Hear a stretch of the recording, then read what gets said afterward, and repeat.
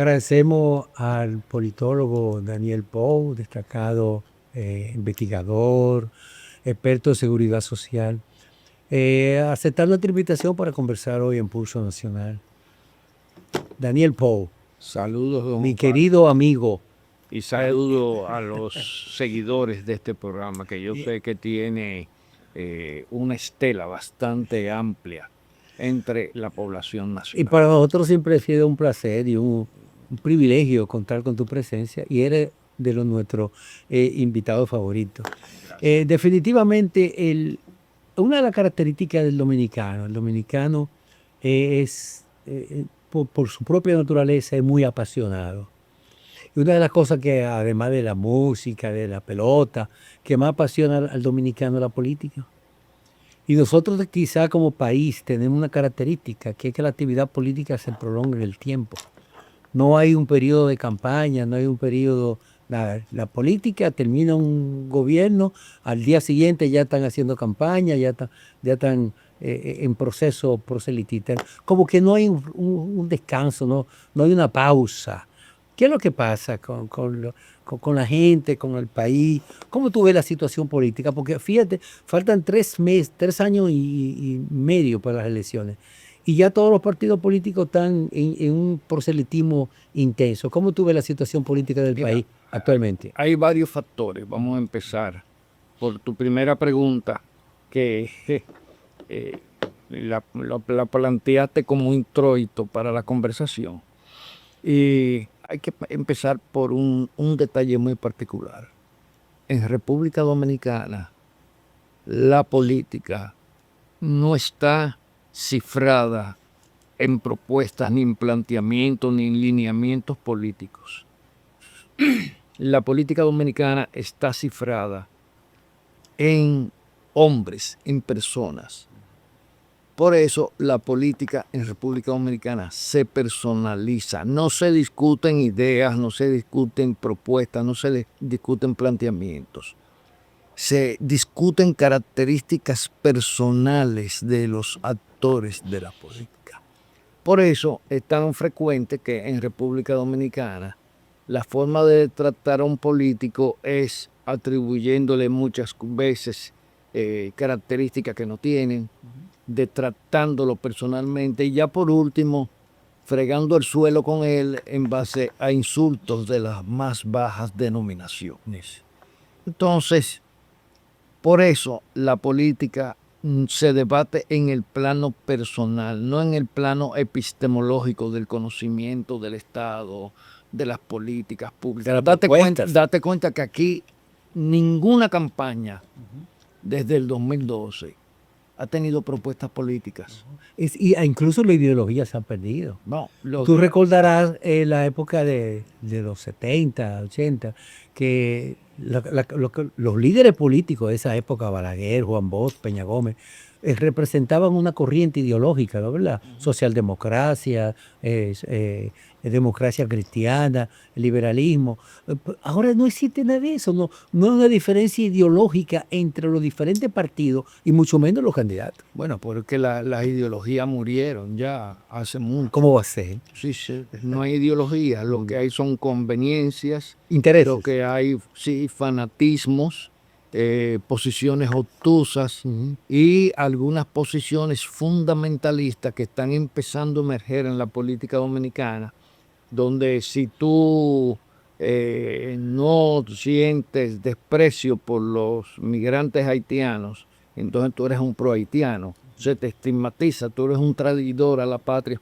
Date cuenta que uno de los grupos precursores de esas manifestaciones contra los haitianos es un grupo que se llama la Antigua Orden Dominicana. Ahí no hay discurso político, ahí sencillamente es la negación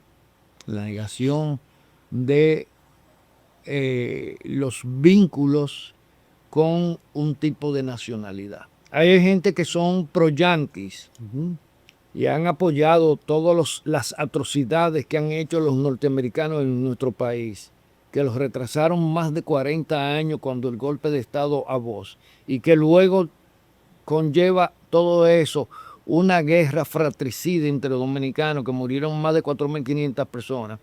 Pero ellos siguen siendo patriotas, aunque son pro-yanquis. Ahora no pueden ser pro haitianos porque los haitianos son negros, son pobres, Son feos. son feos, son depredadores. Entonces, cuando tú te enfrentas con esa bagatela de discurso, Discurso xenofóbico. algunos incluso reivindican a Trujillo, que les regaló 4.500 kilómetros de la isla a Haití. Y consideran a Trujillo un patriota. Fíjate a ver la falta de consistencia. Es una contradicción. Sí, de toda esa gente. Entonces, esos son los que alumbran en el horizonte manifestar alguna postura ideológica. Una postura ideológica que más que postura ideológica es una postura patológica. Patológica, claro. Patológica. Entonces, en ese plano es que se debate la política y muchas veces en los argumentos de fake news que aparecen en las redes sociales, donde cogen un documento oficial, le cambian la fecha, le cambian los montos y le atribuyen a alguien sin investigar. E incluso le atribuyen participaciones a gente que están muertos, ¿oíste? O que están en situación de interdicción ya, que no tienen ni siquiera juicio para confrontarse con el mundo real. Entonces, hay que tener un filtro muy grande y hay que saber elegir cuando usted quiere debatir política en República. ¿Por qué se da eso en la política dominicana? Bueno, ¿Qué impulsa ese comportamiento? Lo primero es que en República Dominicana el estatus de político no es un estatus que se alcance por un perfil profesional, sino que se alcanza en base a compras de comunicadores, a compras de grupos de corifeos que te esperan en los sitios, te aplauden, cogen en las redes sociales y te promueven como si realmente tú tuvieras alguna propuesta, pero que en definitiva no son propuestas, son detractores. A mí me dijo uno de esos seguidores de esos grupos que yo no hacía denuncias. Le digo, yo no hago denuncias porque yo no tengo documentos. Claro. O sea, de fundamento no puede fundar, ¿no? Para usted hacer denuncia, usted tiene que tener documentos. No, lo que pasa es que tú eres de este gobierno, pero yo ni siquiera soy del PRM. Yo llegué a una posición en el Estado ejecutiva que duré año y medio y fue por recomendación de un organismo internacional.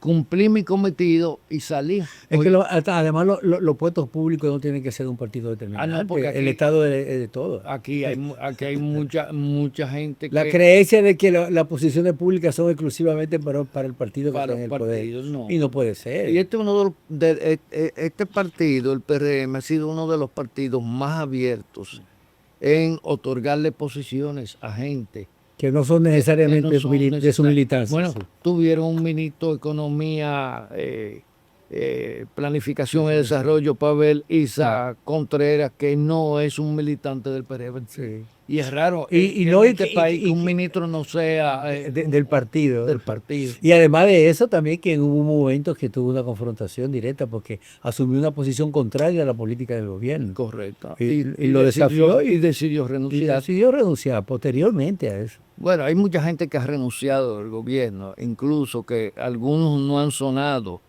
porque yo entiendo que en cierta medida en el gobierno consideran que publicar una renuncia de un funcionario, eso da pie a un deterioro de la imagen del gobierno, ¿no? Y eso es natural.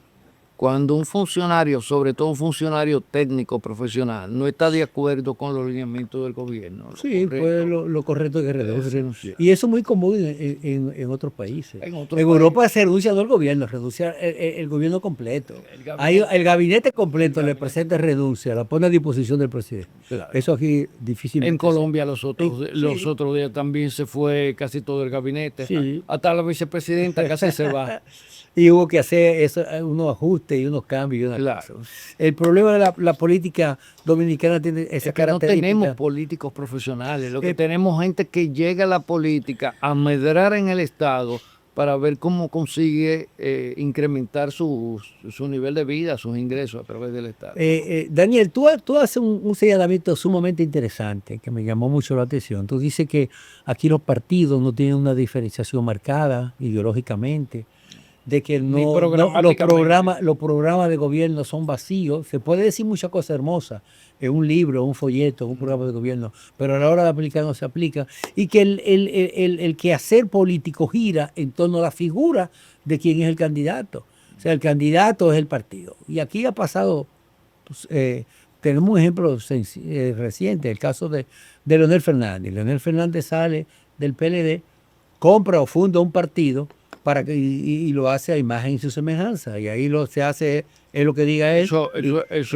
Ese es el closet de él, donde él pone sus trajes. Después de su traje. Y ahí Correcto. nadie tiene derecho a pensar, ahí lo único que se hace es lo que diga el líder. Entonces, Los demás son súcubos. correcto. Entonces la política, generalmente en los procesos políticos electorales, lo que se debate es la figura del candidato, y como tú señalas, siempre uno pondera las cualidades, otro todas las falencias que pueda tener, y en eso se basa. Pero no existe un contenido que yo diga, bueno, yo voy a votar por esta propuesta.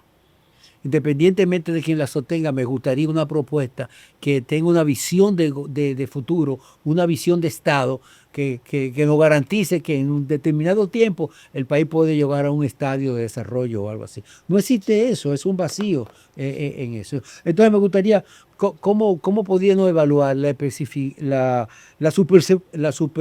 superficialidad de los discursos de los políticos Ese es en el país? ese es el Es un obstáculo realmente, ¿tú crees? No, es el principal problema. Primero porque a la población se le distrae de lo que debían de ser los principales temas de la agenda nación. Los temas fundamentales. O sea, los temas fundamentales quedan desplegados. Se centran en el problema haitiano y cosas, pero que el problema haitiano no es el principal problema de República Dominicana. Natural, República ¿verdad? Dominicana tiene problemas de educación graves, gravísimos, que le impiden insertarse en el siglo XXI. Tiene problemas de salud graves. Medio ambiente. ¿eh? Medio ambiente también. Tiene problemas Serio medioambientales. problema medioambiental. Tiene problemas de una serie de cuestiones que tienen que ver con la propia legitimidad, las garantías que tú tienes en República Dominicana. Mira el problema del sector minero. Conceden licencias de exploración y luego que encuentran los minerales no lo pueden explotar porque la ley minera tiene un cáncamo clavado en el medio de ella que se llama la licencia social. Entonces, ¿qué hacen los caciquitos regionales? Que se empoderan de eso para impedir que los proyectos mineros pues puedan tener vigencia. Puede negociar. No, al final de cuentas, muchas veces ni atreven a negociar. Mira cómo nos encontramos que un reglón de la economía como la exportación de ferroníquel está detenida, Se ha detenido. con una situación bastante grave para el Estado. Porque si el Estado dominicano no le da permiso a la Falcondo a explotar todo el ferroníquel que hay en la franja que adquirieron ellos, Mirar. llega prácticamente de Bonao a Piedra Blanca, que el Estado va a tener que pagar de indemnización el potencial económico que tienen esos terrenos.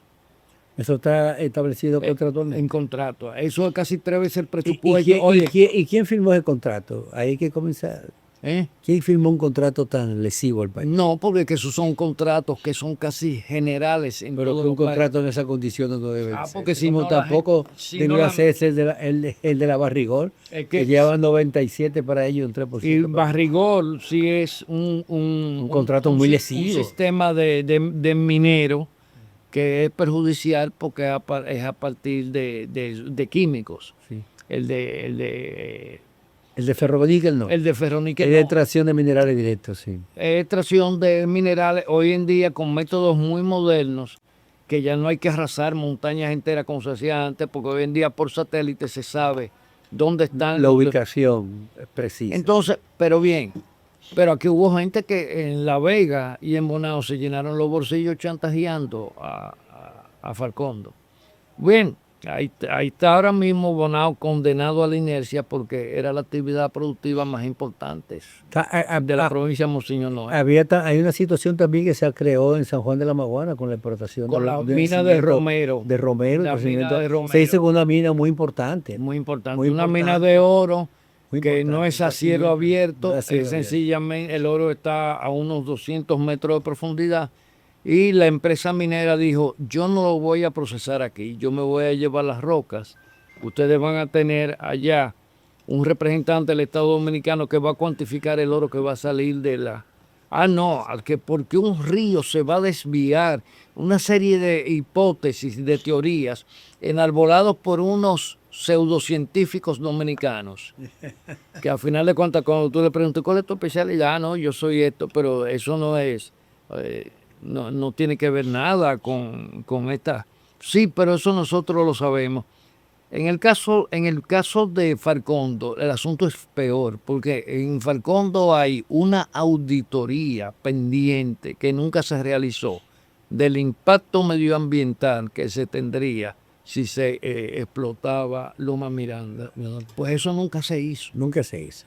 Bueno, entonces, somos un país que nos movemos entre el Estado de Derecho y el vacío del Estado de Derecho. Un vacío. Lamentablemente. Y así es el debate político. El debate político no es debate de propuesta.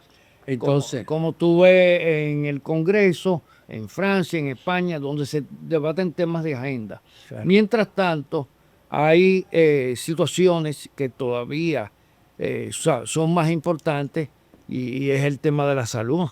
O sea, aquí hay un problema.